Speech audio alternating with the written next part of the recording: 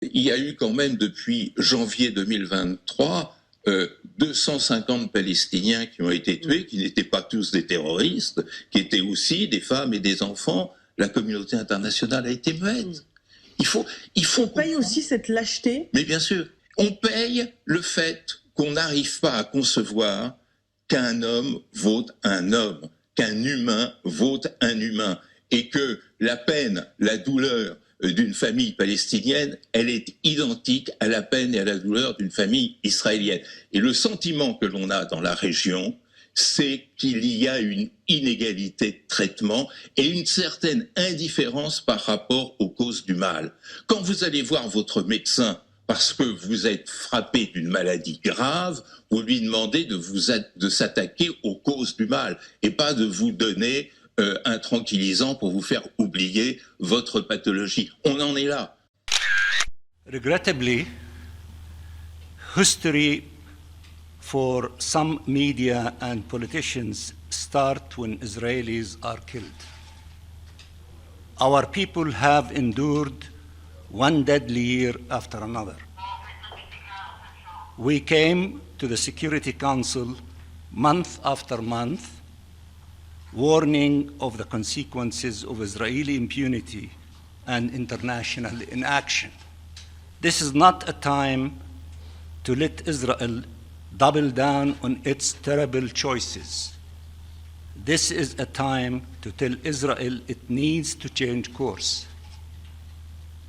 that there is a path to peace, where neither Palestinians nor Israelis are killed. Il faut condamner sans ambiguïté les actes barbares qui ont été commis. Et il faut prendre du recul pour comprendre d'où vient cette barbarie.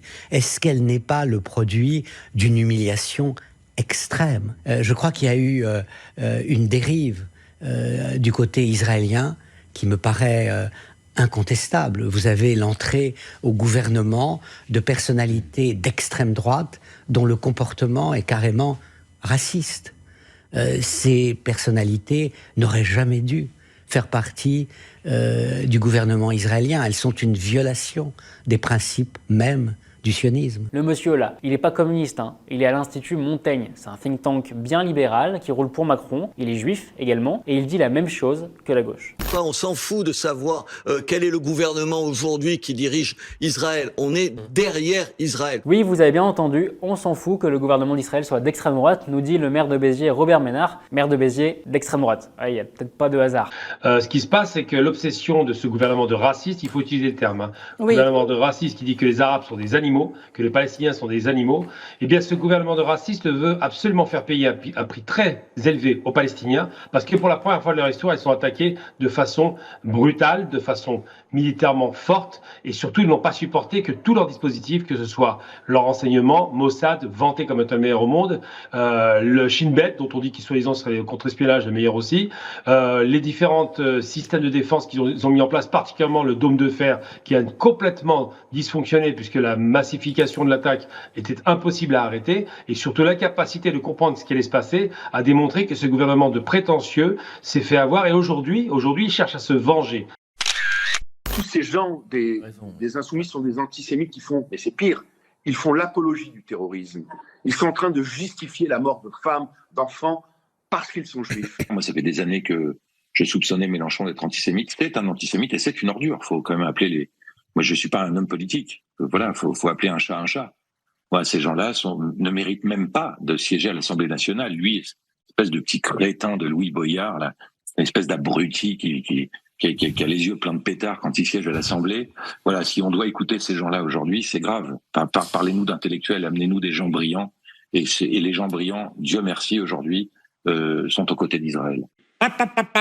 Quand j'entends l'extrême gauche qui se défausse devant cette horreur, eh ben, vous m'obligez à dire ce que je voulais pas dire.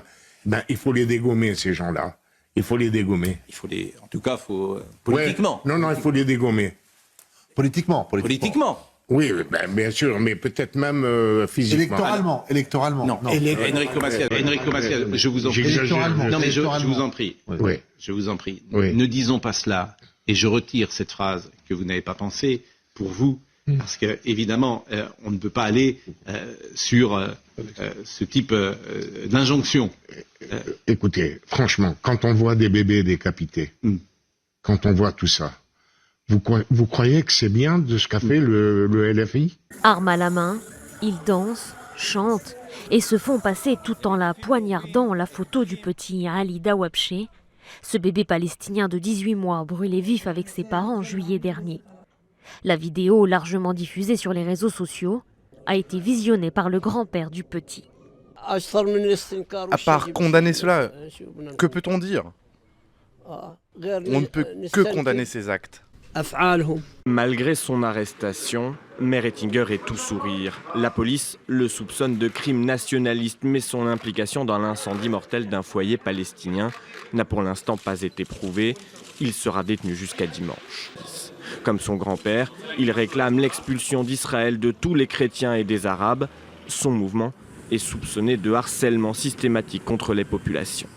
Ça fait des années que je me bats contre cette idée que nous soyons, nous, immunisés. Qu'on ne peut pas dire à un juif qu'il est fasciste ou nazi. Il y a même des nazis juifs. Ils sont aujourd'hui, ils font partie aujourd'hui de la coalition de M. Netanyahou. Et ce sont des hommes qui sont capables de tout. Ben, il faut les dégommer, ces gens-là. Il faut les dégommer. En tout cas, politiquement. Ouais. Non, il faut les dégommer. Politiquement. Oui, ben, bien sûr, mais peut-être même physiquement. Électoralement. Ils sont capables de tout, parce qu'en plus, ils sont convaincus d'avoir le bon Dieu avec eux. Parce que le sionisme, c'est ça. La bande de gangsters, la petite mafia minable. Tsahal est l'armée la plus morale du monde. Imaginez que l'on débarque chez vous, qu'on s'installe dans votre salon et que progressivement on grignote un peu plus de votre espace pour vous laisser qu'un tiers de votre chambre ou pire qu'on vous expulse. Et gare à vous si jamais vous protestez. Discours typiquement antisémite, voilà.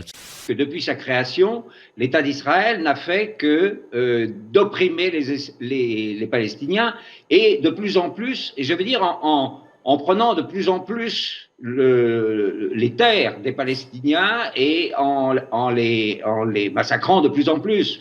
Donc, jusqu'à présent, l'État d'Israël pensait qu'il était supérieur militairement et qu'il avait l'appui de l'Occident, ça, il a toujours la preuve aujourd'hui, mais il pouvait se permettre n'importe quoi, n'exécuter aucune des résolutions de l'ONU parce qu'il était intouchable. Oui. C'est aussi, effectivement, l'insurrection du Hamas. Et quand je parle d'insurrection, je parle aussi un peu en pensant à la résistance française contre la France occupée contre les Allemands. À l'époque, on disait que les résistants étaient des terroristes. Et aujourd'hui, on baptise de terroristes des gens qui se révoltent contre une violation de leur territoire. On le disait aussi des Algériens lorsqu'ils sont sortis, justement. On le disait aussi des Algériens qui sont sortis défendre leur pays lors de la guerre d'Algérie, que c'était des félagas, que c'était des terroristes. Il me semble que chaque fois qu'il y a des résistants qui combattent pour leur liberté, automatiquement, le mot terroriste leur est jeté dessus comme un qualifiant péjoratif. Eh bien, c'est ce qui arrive aux Palestiniens depuis 70 ans. Pour bien comprendre le conflit qui cristallise toutes les tensions d'une région à peine plus grande que l'Île-de-France, il faut d'abord revenir au tout début, à la fin de la Première Guerre mondiale. La Palestine fait alors partie de l'Empire ottoman, qui vient de perdre avec son allié l'Allemagne la guerre face aux empires français et britanniques. Les vainqueurs s'emparent de territoires et se partagent une région stratégique, le Moyen-Orient.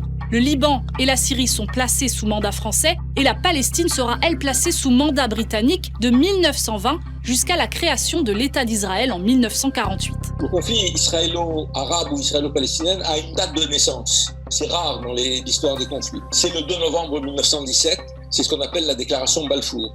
C'est quoi la déclaration Balfour ?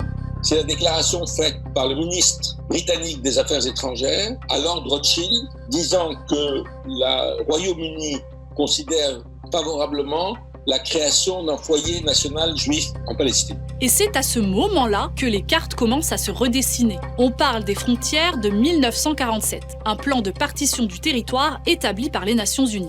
Évidemment, cette installation d'une population étrangère en Palestine a eu un effet sur la population locale qui s'est révoltée parce qu'elle a été aussi chassée de ses terres, parce qu'ils se sont retrouvés au chômage et parce qu'ils ont compris, les Palestiniens ont compris qu'on était en train de les remplacer. Parce que le sionisme, c'est ça.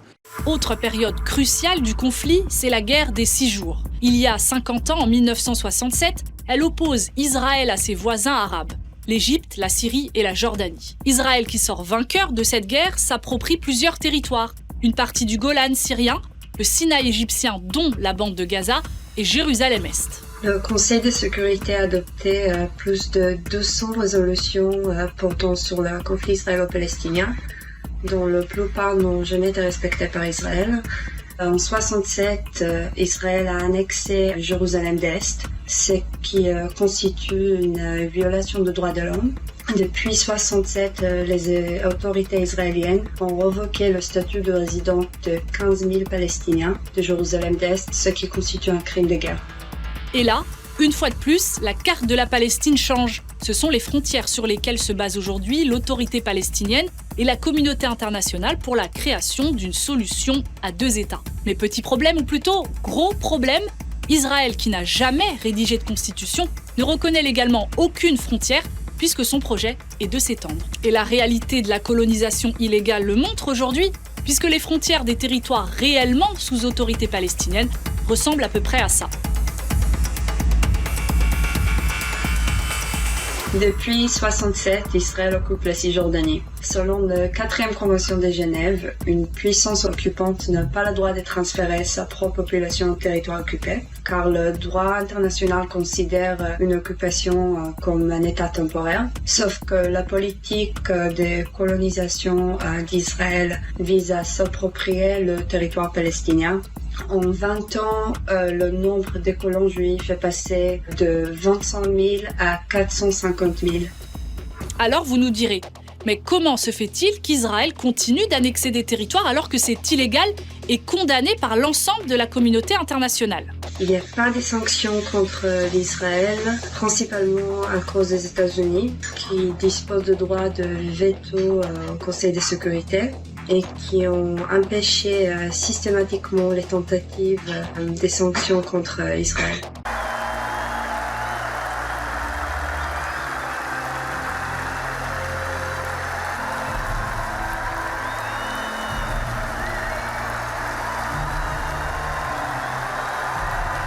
What I can tell you is everyone at the United Nations is scared to talk to me about Resolution 2334. And I wanted them to know that, look, that happened, but it will never happen again. The days of Israel bashing are over. Depuis des années, les présidents français promettent qu'ils vont résoudre le conflit au Proche-Orient, mais quelle est réellement la position de la France? Avec Nicolas Sarkozy, on inaugure ce que j'ai appelé un tournant silencieux de la politique française, c'est-à-dire une politique qui n'a pas changé sur les principes, c'est-à-dire qui dit toujours la France est pour un État palestinien, elle est contre la colonisation, mais qui va développer des relations bilatérales avec Israël, indépendamment de ce qu'Israël fait dans les territoires occupés en Palestine. Ça va tout à fait aux Israéliens. C'est à la limite que la France condamne verbalement ce qu'elle fait, ce n'est pas important. Mais la France développe ses relations économiques, elle joue un rôle pour qu'Israël ait une place plus importante à l'Union européenne. La communauté internationale s'accorde pour dire qu'Israël bafoue le droit international, mais sans jamais proposer aucune sanction. Une des solutions pour faire appliquer le droit international est d'imposer une pression économique sur Israël. Par exemple, que l'Union européenne pourrait mettre fin à ces accords économiques préférentiels avec Israël, tant qu'Israël ne différencie pas entre les territoires occupés et les territoires légalement reconnus de l'État. Il est temps aussi de mettre fin à l'impunité à l'égard des crimes de guerre commis par Israël. La Cour pénale internationale examine les crimes de guerre commis à Gaza à l'été 2014 et les crimes de guerre commis dans les colonies. Et on a assez de preuves solides des crimes graves commis en Palestine depuis 2014 pour que la CPI procède à l'ouverture d'une enquête formelle. Alors, on peut se demander aujourd'hui, est-ce que certains États ne sont pas au-dessus du droit international? Et jusqu'où la communauté internationale laissera Israël s'étendre? Discours typiquement antisémite, voilà. Voilà, Jenin, documentaire Mohamed Bakri qui avait été interdit, on s'en souvient, en Israël, mais pas seulement, également sur la chaîne franco-allemande Arte. Est-ce que ça vous avait choqué à l'époque qu'une chaîne occidentale qui défend souvent la liberté d'expression censure un film? Israël peut imposer à l'Arte de ne pas diffuser n'importe quel film. C'est quelque chose qui est prouvé. Ça explique peut-être la politique française. Si vous posez la question politique, la politique française n'est pas fondée sur des principes, n'est pas fondée sur des... n'est pas réaliste à l'égard du conflit arabo-israélien. Israélo-palestinien. C'est une politique de poids de mesure en quelque sorte. La France a peur du sionisme, a peur d'Israël. C'est mon point de vue en ce qui concerne la politique française. Même si, comme je l'ai dit, je suis apolitique, je ne comprends pas grand-chose à la politique. Il y a un déficit politique important, même si, bien sûr, on prend en compte que Mitterrand a reçu Arafat, c'est vrai. Mais en même temps, vous voyez, on vient d'avoir un chanteur qui a chanté la gloire israélienne, le soldat israélien. J'aime bien la clarté. Il faut pas être sur 2 points de mesure. Il faut être toujours avec la vérité. Aujourd'hui, la Palestine subit beaucoup d'injustice et la France ne prend pas ça en compte. Et le monde entier d'ailleurs ne prend pas ça en compte. Le monde, ils ont peur d'Israël en fait. Ils ont passé la soirée devant la résidence de Benyamin Netanyahou pour demander des comptes au Premier ministre israélien. Ils estiment que le Premier ministre n'est plus en mesure de gouverner le pays, inculpé en novembre dernier pour corruption, fraude et abus de confiance dans 3 affaires. It's one of the biggest demonstrations in Jerusalem since people gather here to protest, to say we had enough. Bibi, Benjamin Netanyahu, the Prime Minister, is corrupt. He's not capable of leading.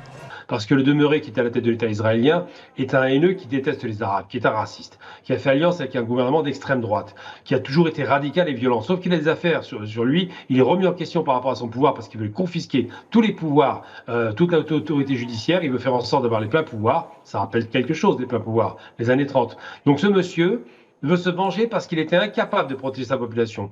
C'est ça le fond de la question.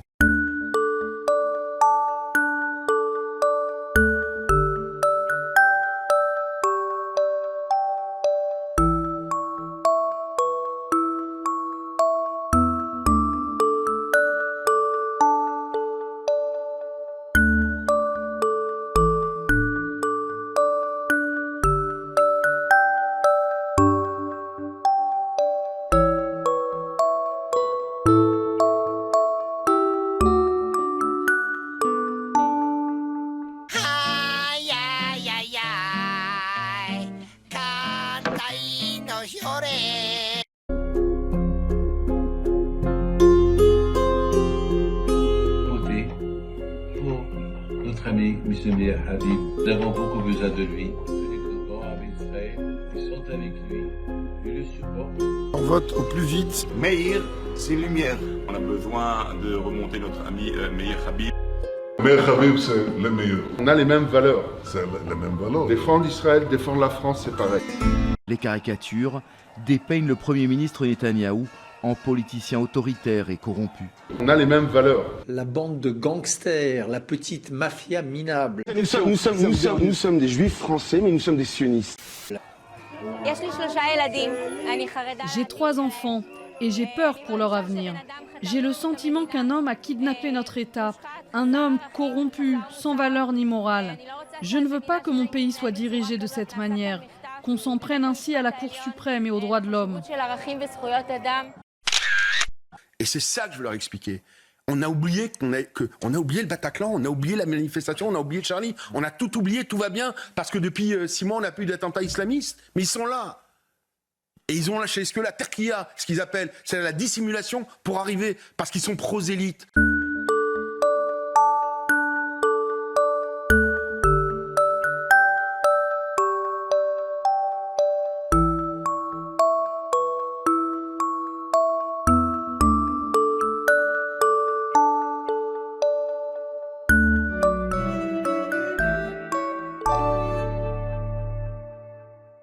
Parce qu'il y a un problème de culture.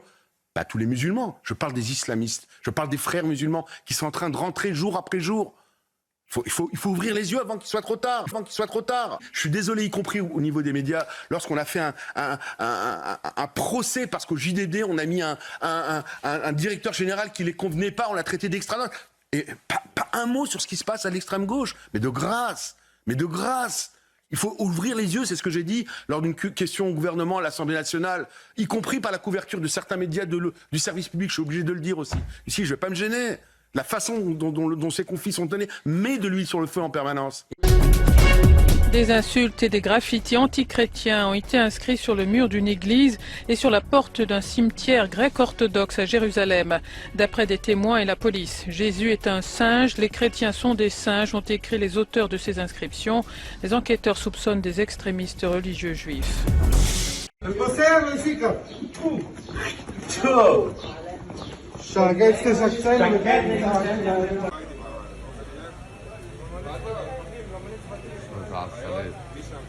Ça me fait pitié. Ça me fait pitié. Pour les gens qui en arrivent à ce point-là. Je dis, mais enfin, qu'est-ce qui peut se passer dans leur tête pour faire des actes pareils parce que ce n'est plus humain. Jacob, you know this is not your house. Yes, but if I go, you don't go back. So what's the problem? Why are you yelling at me? I didn't do this. I didn't do this. But it's easy to yell at me, but I didn't do this. You are stealing my house. And if I don't steal it, someone else is going to steal it. No one is allowed to steal it, ya ammi. Parce que le sionisme, c'est ça. Nous venons cueillir nos olives, mais l'armée nous complique la tâche. Ils réclament des permis spéciaux. Et pendant ce temps, les colons nous prennent nos récoltes.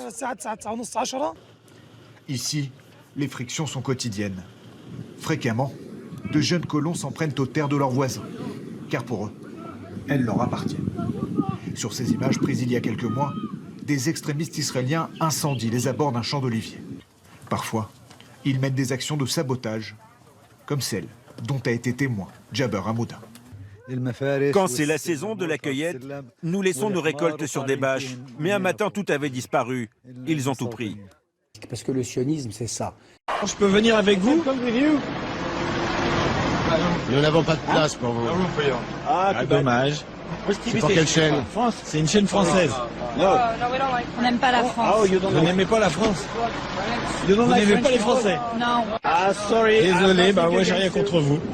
La France épinglée par la justice européenne. Elle lui reproche d'avoir condamné 12 personnes, des militants qui menaient une campagne de boycott de produits venant de colonies israéliennes. La France condamnée par la Cour européenne des droits de l'homme pour avoir sanctionné des militants pro-palestiniens en faveur du boycott de produits importés d'Israël. L'État français va devoir verser des dommages et intérêts aux requérants. Discours typiquement antisémite, voilà.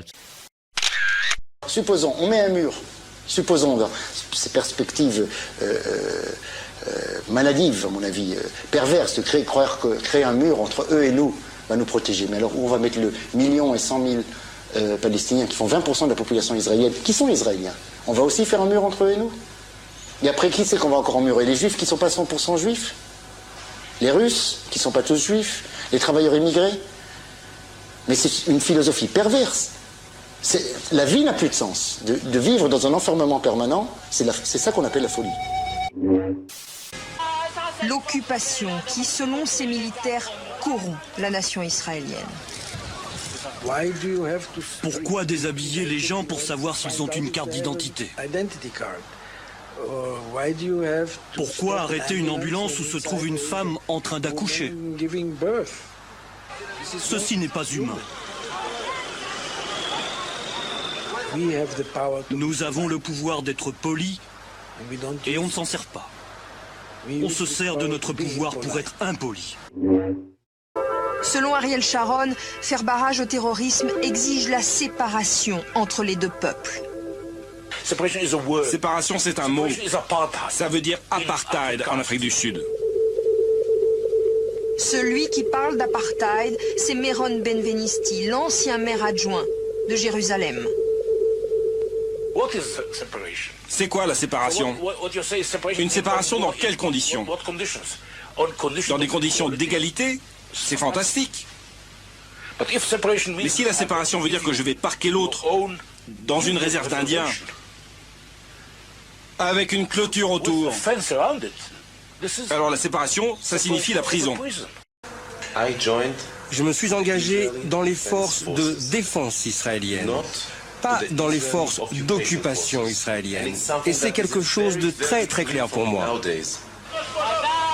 L'occupation qui, selon ces militaires, corrompt la nation israélienne. Ces hommes qui se dressent affirment écouter leur conscience. Beaucoup parlent au nom d'un idéal, celui du sionisme, qui voulait, après les pogroms et la Shoah, créer sur cette terre un refuge pour tous les Juifs. Israël devait incarner la lumière des nations. L'État juif se devait d'être le pays de la justice et de la morale. Nous perdons jour après jour ce qui faisait l'État juif. Nous perdons nos valeurs morales et notre raison d'être ici. D'abord, Israël, ça fait 55 ans que l'occupation perdure des Palestiniens. Rien ne change, on continue la colonisation et elle s'aggrave tous les jours. La communauté internationale ne bouge pas. Les Palestiniens se sont énormément affaiblis. Politiquement, d'abord ils sont divisés, ensuite ils se sont énormément affaiblis. Dans ces conditions, on a un sentiment que rien ne peut vous arriver. On a le sentiment que, il faut ajouter, quasiment tous les jours, en Cisjordanie, on tue un enfant, on tue une vieille femme, je répète, tous les jours. Et rien ne se passe, rien. Et l'armée ne fait rien. C'est un colon qui tue, c'est un soldat qui tue, rien à dire. Donc, on a un sentiment à la fois d'impunité et de surpuissance. Alors ce matin, Gideon Levy, qui est un des chroniqueurs de ce journal, à Haaretz, a écrit son éditorial et le titre de l'éditorial, c'est « Le prix de l'arrogance ». Le prix de l'arrogance. Et c'est exactement comme 73, quand on se sent surpuissant et quand on vit dans l'immunité, quand rien ne vous arrive, quand vous commettez des crimes, eh bien, un jour, vous êtes surpris, vous êtes stupéfait. Pourquoi? Parce que vous n'imaginiez pas que l'ennemi puisse accéder à un tel niveau, à de telles capacités. Vous iriez jusqu'à assimiler la résistance actuelle du peuple palestinien à la résistance contre l'occupant allemand? Oui, c'est une résistance contre une occupation. Je suis content que vous ayez utilisé ce terme. La Palestine est militairement occupée comme nous avons été militairement occupés. Il fallait résister contre l'occupation et il est naturel que les Palestiniens résistent. Mazel Tov. Normalisation, coopération, le gros navet du cinéma que joue le Marzun avec son allié sioniste. Le film n'a aucun succès auprès des Marocains. Le jeu de rôle étant le peu plus clair, l'entité sioniste utilise les États à travers les accords d'Abraham, sous l'égide des États-Unis pour former une alliance et servir ses aspirations expansionnistes. La visite au Maroc du chef d'état-major de l'entité sioniste, Aviv Kohavi, accompagné du chef des renseignements militaires, Hamid Sahar, reçu par les hauts gradés du Marzun, n'augure rien de prometteur ni de bon pour les Marocains. Ce général est pour nous un criminel de guerre, car nous n'oublions jamais ses crimes contre le peuple palestinien, avec toute sa population et aussi ce qu'il a fait à Al-Quds, au sud du Liban et en Syrie. Donc c'est un criminel qu'on accueille malheureusement aujourd'hui. Apprendre les uns des autres, partager nos connaissances, la phrase qui en dit long sur ce déplacement de Kohavi en Afrique du Nord, déclaré par un porte-parole militaire sioniste, pour ensuite indiquer que l'entité sioniste souhaitait élargir la coopération militaire avec les autres pays, dont le Maroc. Ce même Maroc était, pour rappel, derrière la tentative avortée de permettre à son allié de mettre un pied en Afrique en tant qu'observateur au sein de l'Union africaine. Mais pas seulement. Une perche supplémentaire lui a été tendue, celle de prendre part à l'exercice militaire African Lion 2022, co-organisé par le Maroc et les États-Unis. Un terrain supplémentaire pour l'entité sioniste d'étendre ses tentacules dans la région en contrepartie de vente d'armes et de partage et d'échange de renseignements.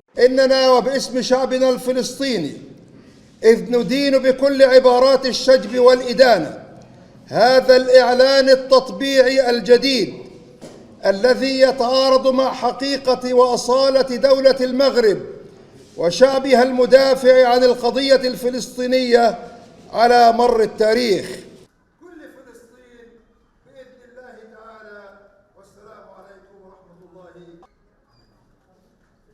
الإسرائيليين هذا تطبيع يقوم به الحكام فقط وليس الشعوب. الشعب المغربي غير راضي عن ما فعله الحاكم المغربي مع الإسرائيليين. التطبيع يؤدي إلى دمار القضية الفلسطينية وهو يؤدي إلى زيادة الاستيطان ويؤدي إلى تقوية كلمة إسرائيل ويعطيها القوة من المزيد من القوة لفعل الجرائم وارتكاب الجرائم في الشعب حق الشعب الفلسطيني. Robert Kissous est juif, laïque et athée. Pour lui, il est essentiel de pouvoir critiquer la politique des États sans être poursuivi en justice. Je veux avoir le droit de critiquer tous les États pareillement sans qu'il y ait une exceptionnalité pour Israël. De même que je critique la théocratie en Arabie Saoudite, de même que je critique tout ce qui se passe contre la femme là-bas. Je prends l'Arabie Saoudite, je pourrais prendre d'autres choses, c'est pareil. Mais ce que je veux dire, c'est qu'il ne faut pas faire d'Israël une exception. Le vrai danger est là. L'antisionisme, même le plus militant, même le plus radical, me paraît une idéologie légitime. On a le droit non seulement de critiquer la politique d'Israël, mais même de s'interroger sur la légitimité de cet État. Ala Abou Assira nous a rejoint. Bonsoir. Bonsoir. Soyez la bienvenue sur TV5 Monde. Vous êtes l'ambassadrice de Palestine en France. Donc ma question, vous y attendez sans doute. Est-ce que vous condamnez l'attaque contre des civils israéliens? Vous avez cité vous-même la 4e Convention de Genève qui interdit de s'en prendre à des civils. Vous avez vu ces images? Par l'état d'occupation, par la puissance occupante contre la population. Est-ce que vous n'avez pas posé cette question tout à l'heure à Ali Barnavi si elle critiquait ou elle condamnait la mort de presque 600 Palestiniens depuis 2 jours. Vous n'avez pas posé cette question. Dans le cas du conflit israélo-palestinien, comme du mouvement contre la réforme des retraites ou des Gilets jaunes, qui n'ont en soi rien à voir, on est d'accord comme sujet, l'injonction répond à un même objectif: enfermer le problème dans un manichéisme à 2 balles, décrédibiliser un camp, ne faire entendre qu'une seule voix. Vous condamnez ou vous condamnez pas? Vous condamnez, mais vous êtes sûr que vous condamnez pleinement, fermement, sans équivoque, sans ambiguïté? Ah, vous condamnez aussi la politique israélienne. Ah bah alors vous condamnez pas vraiment le Hamas. Mais c'est réglé, vous êtes un terroriste. Non, sans déconner, on en est vraiment là du débat. Aussi difficile que ça puisse paraître, la politique, ça ne peut pas être que l'émotion et le binaire. À gauche, on condamne les attaques du Hamas et la ligne Netanyahou. On condamne les violences en manif et les réformes violentes à l'origine des manifs. On condamne les violences dans les quartiers et les violences policières qui s'abattent sur les jeunes racisés. Ce n'est pas louvoyer, ce n'est pas relativiser, c'est regarder les choses en face. On voudrait nous faire choisir un camp, cela revient à nous demander de participer à cacher une partie du problème. Se contenter de condamner de manière sélective, c'est-à-dire condamner le Hamas sans voir les violences de la politique israélienne, c'est se condamner à ne pas comprendre et donc à ne rien résoudre. Parce que n'en déplaise à Manuel Valls, comprendre ce n'est pas excuser, sinon on utiliserait le même verbe. Mais là-dessus, ça va nous demander un gros boulot pour être audible. Sur ce... Donc ma question, vous y attendez sans doute, est-ce que vous condamnez l'attaque contre des civils israéliens? Vous n'avez pas posé cette question tout à l'heure à Ali Barnavi si elle critiquait ou elle condamnait la mort de presque 600 Palestiniens depuis 2 jours. Vous n'avez pas posé cette question. Ali Barnavi l'a souvent dit sur notre antenne. Elle ne l'a pas dit ce soir et vous n'avez pas posé cette question au porte-parole de l'armée israélienne qui est en train de tuer des civils et d'enfants, des femmes, des familles entières palestiniennes. Aujourd'hui, la question est comment on peut éviter la mort des innocents, des civils de tous côtés. Comment on peut sortir de ça? Quelle dynamique politique? Comment transformer cette situation en une opportunité pour enfin en fait il faut adresser la source du problème. Sauf que la question palestinienne n'a jamais paru aussi isolée après ces actions du Hamas.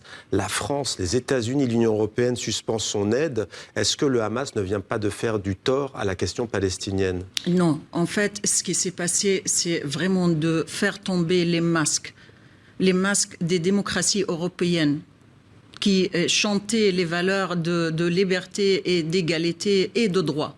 et de droit. Je suis dans le pays de droit. Moi, je crois aujourd'hui les réactions, toute condamnation européenne et tout attachement à l'État d'Israël de son droit à l'autodéfense, l'État occupant contre le peuple occupé est un appel à la massacre. Est un feu vert à Israël de massacrer le peuple palestinien, et c'est ce qu'on voit aujourd'hui. Et que reprochez-vous à Emmanuel Macron? C'est de dénoncer à juste titre les exactions du Hamas, mais de se taire sur celles commises contre les Palestiniens?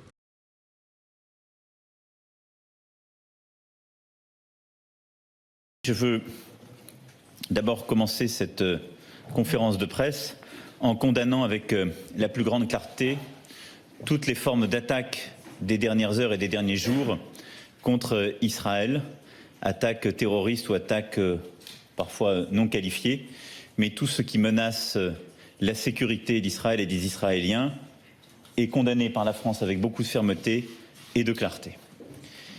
Israël est un pays ami avec lequel nous avons un dialogue franc, direct et une collaboration étroite, et nous ne saurions accepter quelque forme d'attaque ou de terrorisme que ce soit. Ce qui alimente la colère ou le rejet de nos concitoyens, c'est la certitude que le pouvoir est aux mains de dirigeants qui ne leur ressemblent plus, ne les comprennent plus, ne s'occupent plus d'eux. Tout notre malheur vient de là.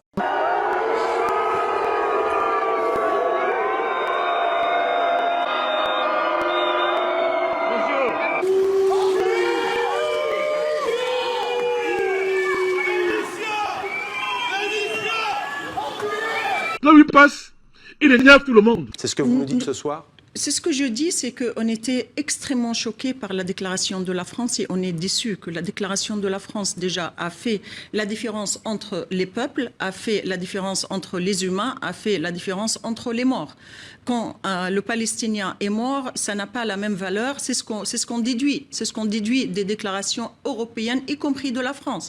On choisit les morts, on choisit le combat, on choisit de soutenir un peuple contre l'occupant, je parle de l'Ukraine, et on ne le fait pas pour le peuple palestinien. Tellement la cause palestinienne a été mise de côté, les droits du peuple palestinien, malgré les violations quotidiennes, et non seulement depuis 2 jours, ou 3 jours, ou 1 mois, ou 1 an, depuis 75 ans. Mais il n'y a plus la voix qu'avait Yasser Arafat pour que cette voix palestinienne soit audible. Est-ce qu'aujourd'hui l'autorité palestinienne... La voix du peuple palestinien est portée par sa direction légitime, par sa direction de l'OLP, par le président Abbas. Je vous pose la question vraiment parce qu'elle est importante. Yasser Arafat, qui a signé les accords d'Oslo, avait refusé à la lutte armée. Je vous pose la question, est-ce que pour vous la fin justifie les moyens, et est-ce que vous êtes, vous, y compris à l'autorité palestinienne, puisque vous les citez, que vous représentez l'autorité palestinienne en France, est-ce que vous dites aujourd'hui que la fin justifie les moyens, et que ça nous dirait ce soir que les Palestiniens remettent la lutte armée sur le devant de la scène? Non, je vais citer le droit international, cher monsieur, le droit international qui accorde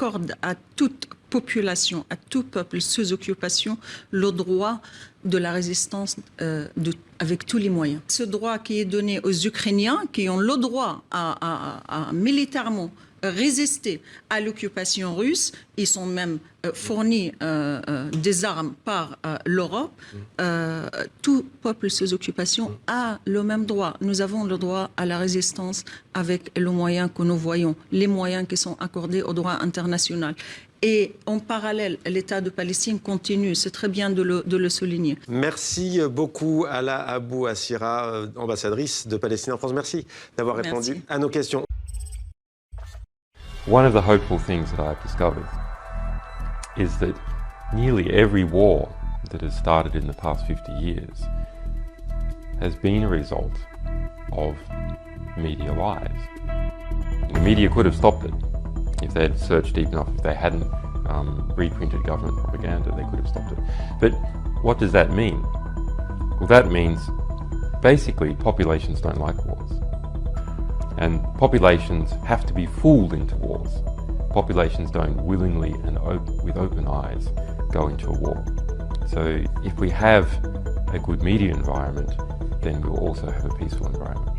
Our number one enemy is ignorance. And I believe that is the number one enemy of everyone, is not understanding what is actually going on in the world. It's only when you start to understand that you can make effective decisions and effective plans. Now, the question is, who is promoting ignorance? Well, those organisations that try to keep things secret, and those organisations which distort true information to make it false, misrepresentative. In this latter category, it is bad media. It really is my opinion that the media in general are so bad, we have to question whether the world wouldn't be better off without them altogether. There's some very, very fine journalists, and we work with many of them in some fine media organisations, but the vast majority are awful and are so distortive to how the world actually is. The result is we see wars and we see corrupt governments continue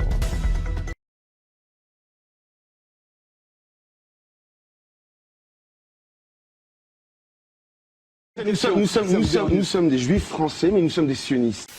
Ceux, juifs et non-juifs, qui ne veulent pas pactiser avec l'antisémitisme, doivent revendiquer cette appellation devenue infamante et dire fièrement, face à la haine, nous sommes tous des sionistes. On peut être juif ici, comme nous, entre autres, à l'Union juive française pour la paix, on est laïque. On n'est pas religieux et on n'est surtout pas sioniste, on est même anti-sioniste. Donc, voilà une distinction importante. Juif, c'est une religion. Israélien, c'est citoyen d'un État. Et sioniste, c'est adepte d'une théorie politique colonialiste qui donne le droit à certains de coloniser la terre, de chasser les habitants, de voler les richesses. Et c'est une théorie colonialiste, en fait.